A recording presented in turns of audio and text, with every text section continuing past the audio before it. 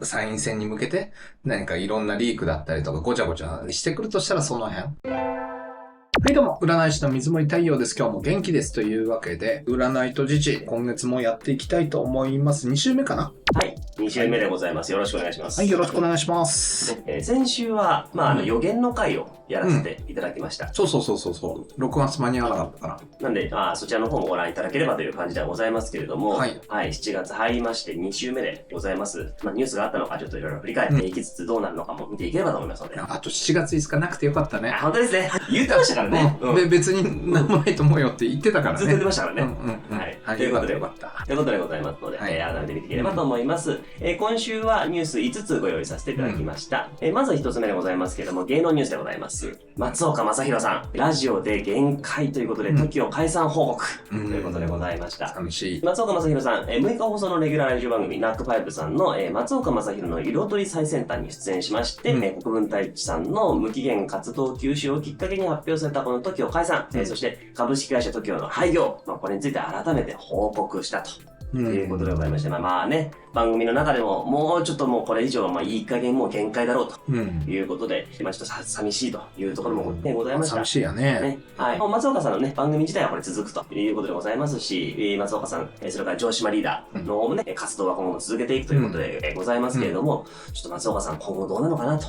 確かにね。いうところ、気になるところでございます。多分、松岡さんって、僕、時事の動画とか予言系の動画で結構喋ってるんだけど、小三角作るよって、この7月とか8月ね、土星とか海王星がお羊座に入ってきて、ヤギ座に冥王星が入ってきて、天王星に7月7日から入ってくるよと。要は、星座の先端に動きのゆっくりな星が入ってきて、時代の流れが変わるよって言ってたじゃないですか。その真ん中の小三角っていうのの頂点がお羊座なんだけど、その反対の天秤座の頭あたりに俺付きあるんじゃないかなと思いますと。だから時代の流れみたいなので結構ダメージを食らうというかと向き合わなくちゃいけないタイミングなんだろうなっていうふうに思います。この人本当に役者さんとかアーティスト向いてるような配置で生まれていて、結構先なんですけど、おじいちゃんになってから役者として何か活躍しそうだなって思ってるので、続けていってほしいなみたいには思いますね。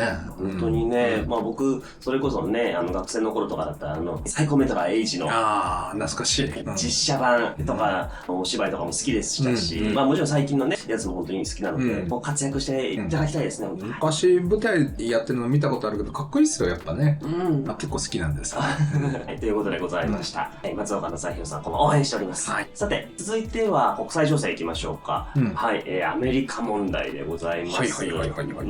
トランプ関税だの、イーロン新党だの、いろんなニュースあるんですけども、まずはアメリカのトランプ関税でございます。トランプ大統領が石破首相に書簡を送りまして、8月1日から日本からの輸入品すべてに 25% の関税を課すという通告を行ったと。これまでの 24% から 1% を引き上げたもので、自動車などの分野別関税とは別に課されると。すごいね。いうことで、なかなかちょっと厳しい対応を迫られている状態でございますし、一方で、5日ですね、7月5日、イーロン・マスク氏が自身の SNSX の方で、新党アメリカとジ・アメリカ・パーティーの結成を表明ということで、前からね、マスクさんがね、この非常識な歳出法案が可決されれば、新党を立ち上げるぞと、警告してたんですけども、これを実行にしたと。実行に移してからしたということでございまして、国内外ちょっと本当大きな影響を及ぼします。このアメリカの諸問題、今後の動きですとか、日本への影響、気になるところでございます。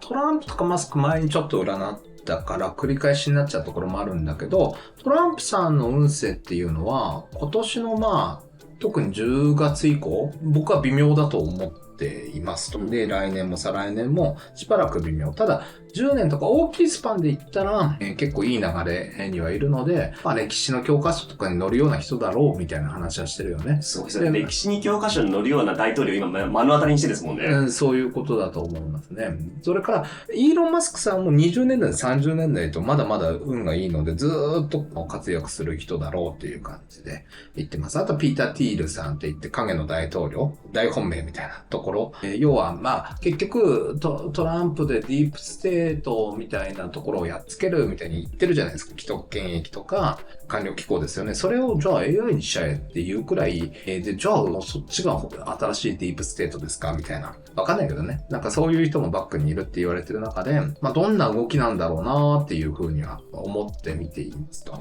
トランプさん今月ちょっと運勢微妙で、特に下旬ですね。25日前後とかって結構微妙なんで、アメリカまだまだ終わりだろうなっていうふうには、個人的には思っています。まあ、関税に関して言えば、消費税下げたら、非関税障壁だってわざわざ言ってくれてるんだから、日本だって減税できるじゃないですか。だから、それで勘弁してくださいって言ったら別にいいんじゃねえのとは思うんだけどね。ちょっと下げてっていうか、自動車だけもうちょっと下げてみたいに言ったらいいんじゃないのとは思いますけどねっていう、交渉の余地はちょっと個人的な見解ですけど。あるみたいな。なんでそんなに減税したくないんだろうなとか、わざわざ言ってくれてんだからね、乗っかっちゃってもいいような気はしますけど。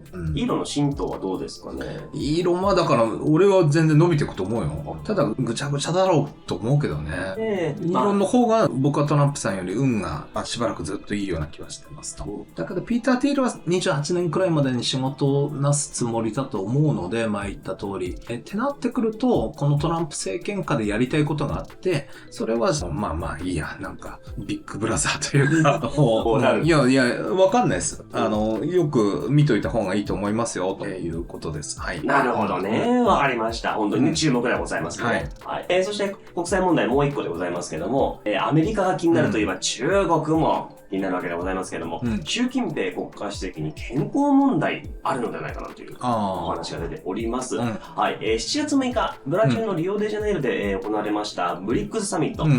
これがですね、習近平国家主席が欠席ということで、ブリックスサミットを欠席したのはこれが初めてということで、まあ、ちょっといろんな憶測が飛んでるわけでございます。7月の1日にはね、新疆ウイグル自治区の書記が更迭されるですとか、ちょっと人事の動きなんかもいろいろあるので、健康大丈夫だのとか、いや、これ早めに引退しちゃうんじゃないのといろんなお話が飛んでるということでございまして、まあ、以前にもね、このチャンネルの配信の方でも、トランプとね、習近平、どっちも双子だと、大変なことが起きるんじゃないかななんていう話もあると思うんですが、いかがでしょうか。だから、この人の運勢も微妙だと思いますと、特に月末あたりかなと思います。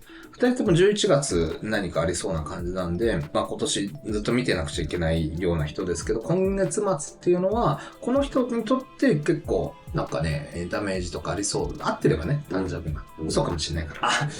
誕生日が嘘なんてそんなことあるんですかそんな。意外と日本人よりみんな信心深いですよ。占いとかちゃんとなんか考慮してたりしますよ。割とね。そしたらわざわざ表にそういう情報を出さないっていう戦略も、まああるか。あるかもしれないなって思いますけどね。なるほど。まあ、それもあるけどどうなんだろうなっていう感じですね。今怪しいんですよね。だから、軍関係とかで台湾とかにやるぞみたいな人たちがちょっと影響力弱まってたりとか、何か、トランプ政権になってるじゃないですか。いろんなこと起きてると思いますけどね。なんか、やっぱり、俺ら庶民には分かんないんだよ、水面下の何かっていうのは。日食でしょ今年。はいはいはい。だから、去年と今年はよくわかんないまま、いろんなことが地下でうごめいてると思いますけどね。我々もね、見えてる情報だけでもちょっとね、ちゃんと追っておかなきゃなっていう。はい、そうですね。という意味で言えば、見えてる情報をちゃんと追いましょうという意味で言えば、参議院選でございますよ。はいはいはい。はい、いよいよ20日に。そうですね。迫っております。選挙行きましょうね。ね、ちゃんと言いましょう。期日前投票も始まっておりますからね。はい。という中でなんですけれども、参政党旋風止まりません。はい。共同通信による世論調査では2位に支持率を躍り出たと。すごいですね。人物2位ということでございまして、日本人ファーストを掲げるその勢い止まらないんですけれども、代表の神谷宗平さんの過激な発言といいますか、いろいろとちょっとね、ピックアップされておりますし、排外主義なんじゃないのということで、賛否両論飛んでいるというような状態でございます。ネット上でもいろんな、ね、意見が飛んでおりますが、果たして参院選どうなるんでしょうか。そうですね。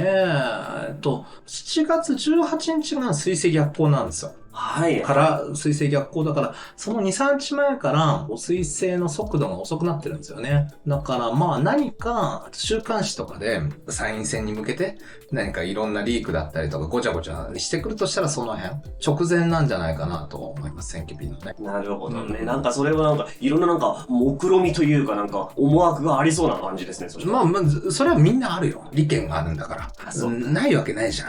なんかまあしょうがない。しょうがないっちゃしょうがないかもしれないですけどね。で、参政党を喋ると、だって、褒めたらさ、ふざけんな、騙されるなっていう人が出てくるでしょ。参政党褒めないで他の党も評価していくと、そっちに騙されるなっていう人たちが出てくるでしょ。だから、あんまり扱うのもなとは思うんですけど、排外主義っていうほどではないんじゃないのとは思いますけどね。だけど、まあまあ、人権とかってあるじゃないですか。人権とかっていう配慮をしてほしいから、まあ左翼的な政党をしてる人たち、要はいじめられた経験があるとか、社会に虐げられているとか、そういう風に感じる人たちっているじゃないですか。そういう人たちが、まあ例えば左っぽいところを応援すると思うんですよね。その人たちの勘に触るようなことは言ってるような気がする。で、それ結構、やっぱ自分が苦しいっていうことを代弁してほしいって思ってそっちを応援してるわけだよね。だから、まあまあ傷つくんじゃないかなっていう気がするから、そういうところはちょっと優しくないかなって思ったりはするかなとは思う。だけど、そんなに政策とかがじゃあ悪いかっていうと、まあそんな僕は人気出る理由はわかるっていう感じですかね。なるほどね。はい。やっぱり。バランス取れてる？大丈夫？どっちをどう応援するとかじゃないですからね。そう。けど、俺時代の転換点だと本当に思っていて、自公とか、それから立憲とか共産とか、戦後できたなんか、あるじゃないですか。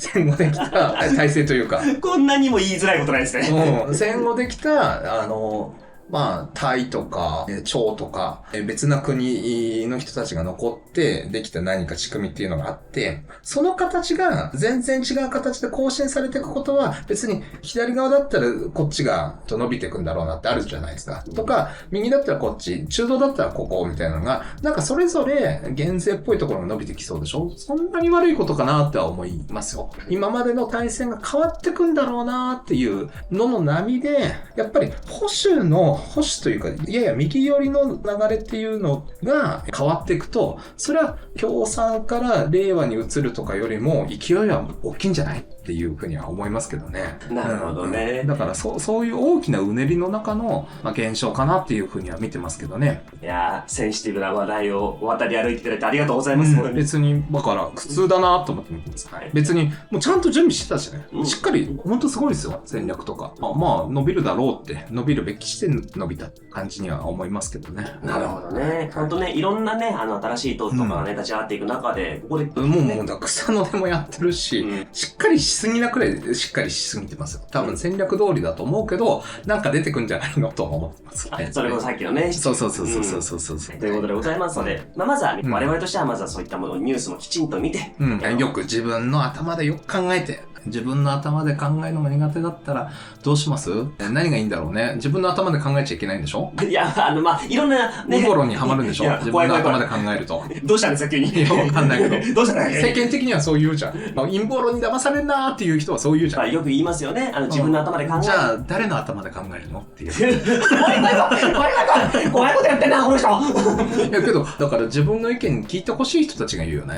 確かに。結局我々の言ってることが正しいんだが言いたくて言ってんじゃないのって、そういううがった目で見られちゃうような感じになっちゃうのもちょっと違うかなと思いますね。だから事実とか科学とかさ、倫理とかで一生懸命考えるしかないと思うよ、俺は。結局最後は古典じゃないけど、そういうところじゃないのとは思うけどね。で、そうなってくと、なんかそんなに消去法になるんじゃない？最後は。完全なところってないですよ。参政党さんだったら人権はどうなんだろうなとか、憲法は心配ですよ、僕は。憲法案っていうのはどうなんだろうなっていうふうには見ていますし、だけど、参政党員さんが作るんだよね。基本は。だから、党本人たちが言ってるじゃん。だから、党員が頑張ればそこは出世されるのかなとは思うし、他の党だっていろいろ危ういよとは思うから、なんかいい党ってあるのかな。ほんと、ひろゆきさんがつぶやいてたんだけど、うんこ味のカレーと、カレー味のうんこ、どっちも食べたくないって言って選挙行かないと、うんこ味のうんこ食わされるよっていうのが、これが全てだと僕は思うよ、本当に。すっごい嫌な例えだけど、だから、行かないのは間違ってると思う。間違ってるっていうか、まあ、うんこ味のうんこを食べてくださいっていう話だよね。そうですね。少なくともね、カレーがちゃんと食べたいですからね。カレーに一番近いところをみんなで考えましょう。頑張りましょう。ということでね、20日選挙迫っております。期日前投票含めていきましょう。はい。そして、ラストでございますけれども、まあ、これも心配でございますね。トカラ列島で地震頻発でございます。鹿児島県トカラ列島近海では6月の下旬から地震が頻発しておりまして、7月の6日には最大震度5強を観測ということでございます。ネット上では7月5日に大災害が起きるといった予言めいた情報が拡散していたこともあり、ね、なんもなくてよかったですね。ということではあるんですけども、いや、これ何かあるんじゃないのということで。修正したからね。インフルエンサーさんたちが、あれだよね。実際は言ってなかったって、まあ実際言ってなかったんだけど、ね、編集者がそれに寄せてプロモーションしちゃったわけじゃない。7月はまだ終わってないみたいな。7月が終わってないということに関しては事実ではあるんですけど、だから余計不安になっちゃうよね。そうですね。ちょっと駅出しますか。駅。行きますか。なんかね、あるとしたらやっぱね、普通に星で言ったら12前後か、12と18あたりと、それから25とか29あたりなんですよ。そこの前後で、だからどれも弱いんだよね。ちょっと振ってみていいですか？はい、お願いします。はい、じゃあこれで、出しますね。暗液で見ていくとこの感じだと弱いけどなんかあるなっていう感じです。まあ今もね、すでに頻発している状態ではありますからね。それこそ悪石島の方とかがね、移住しなきゃいけないんじゃないかみたいな部分もね、ありましたし。だから弱いけど不安になるようなことがありそうだで、まあこの流れでいったら、17、18あたりっていうのはちょっと怪しいかなっていうふうには思いました。と、それから、29、30あたりもほら、若干被るでしょ？ね。だからそこら辺じゃないかな。だから水星逆行の始まりあたりと、それから水星逆行しながら太陽と接近してくるから月末あたりとっていう感じなのかなとは思うけど、そんなに大震災っていう感じかなっていう気はやっぱり僕はしますね。なるほどね。どっちかっていうと水害とかな気もしちゃう。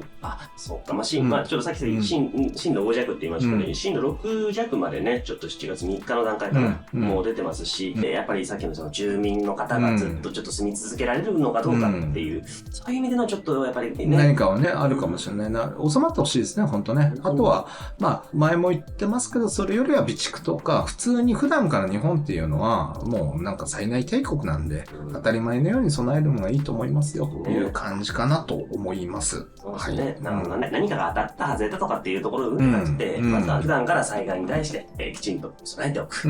大事かなと、個人的には思いますけどね。はい。後からの法則とかなんかあるらしいですね。僕も知らなくて、へえと思って、確かに連動してたりするみたいだよね。